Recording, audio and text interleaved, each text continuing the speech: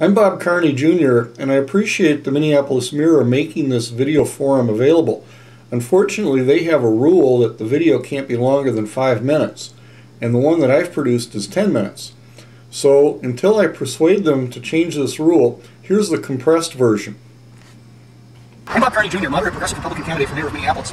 In this video, I'm presenting a plan for a new kind of infrastructure I'm advocating for the city, something I call the skyline. We'll start with some historical background, growing outward from the Minneapolis Milling District. Then we'll look at the plan. From its beginning, the history of Minneapolis has featured a unique bonding of transportation and parks. The Stone Arch Bridge embodies this history. It started out as the first rail link between St. Paul and Minneapolis, crossing just downstream from St. Anthony Falls. Today, the Stone Arch Bridge is part of our park system, a bike and pedestrian bridge linking both banks of the historic Minneapolis Milling District, and a commuter route between Minneapolis and the university.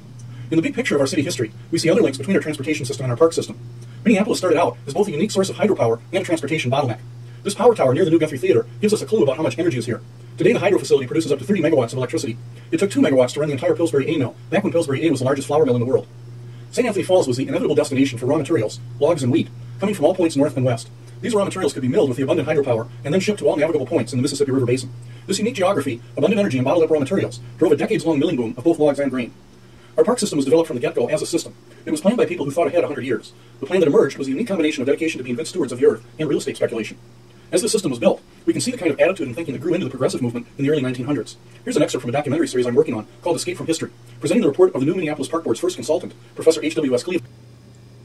I'm not going to make fun of this part. It's too close to the heart of what we're doing wrong today.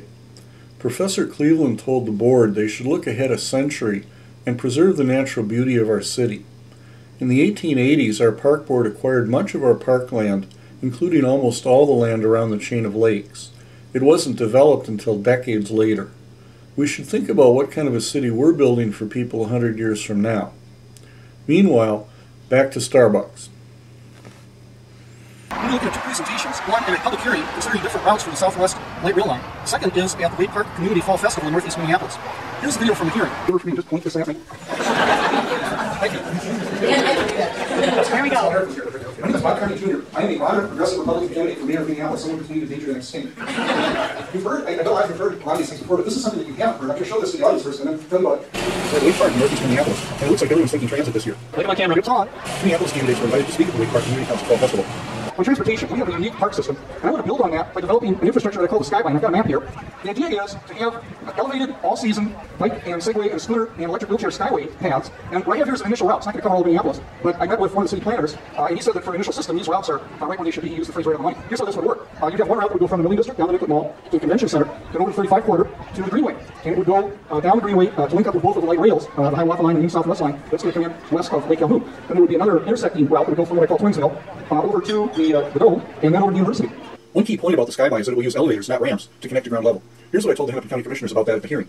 It will be connected to ground level by elevators, rather than by aircraft lines. You go downtown and back to the Hiawatha to get over to the Hiawatha Avenue. Does that look a little silly to you? It does to me. Isn't it better to go up 30 feet on an elevator rather than go over and back a city block? Let's look more closely at some of the underlying ideas behind the Skyline. So the idea here is to have an infrastructure that will make it possible for people to live in this triangle from the Greenway to the Southwest Line to Hiawatha to downtown to be able to get to this nexus of locations.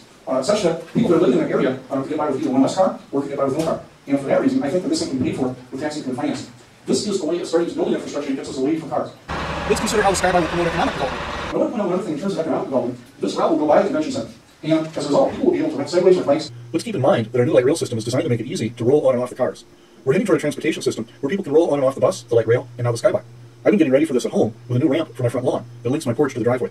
All of this fits together into a system where convention goers have links to all the trails that go downtown and links to our park system. So if you have a convention, people who are going to that convention can get on this system anytime during the year. We can have conventions during the wintertime, and they can also link up with our park system. So I think this is a tremendous way of introducing people to Minneapolis in a new way. I just want to let you know that I'm going to be advocating for this, and I hope that you'll factor this into consideration. Here's more to consider about economic development. As you've already heard, the Skyline plan includes a link along the Greenway from the Hiawatha Line to the new Southwest Line. The emerging preferred route for the Southwest Light Rail Line is along the Kenilworth Trail, north from Lake Street, east of Cedar Lake, to downtown. A streetcar line is being proposed to link up the Southwest Line with the Hiawatha Line along the Greenway. Did you get all that? There's a test on November 3rd. The video is available at regular speed at republicancontract.com. I'm asking for your vote for Mayor of Minneapolis and for your support in trying to move the Republican Party back to its moderate and progressive roots. And here's my one campaign promise. If you elect me Mayor of Minneapolis, I'll run against Tim Pawlenty for president and show the people in Iowa what a real moderate progressive Republican is.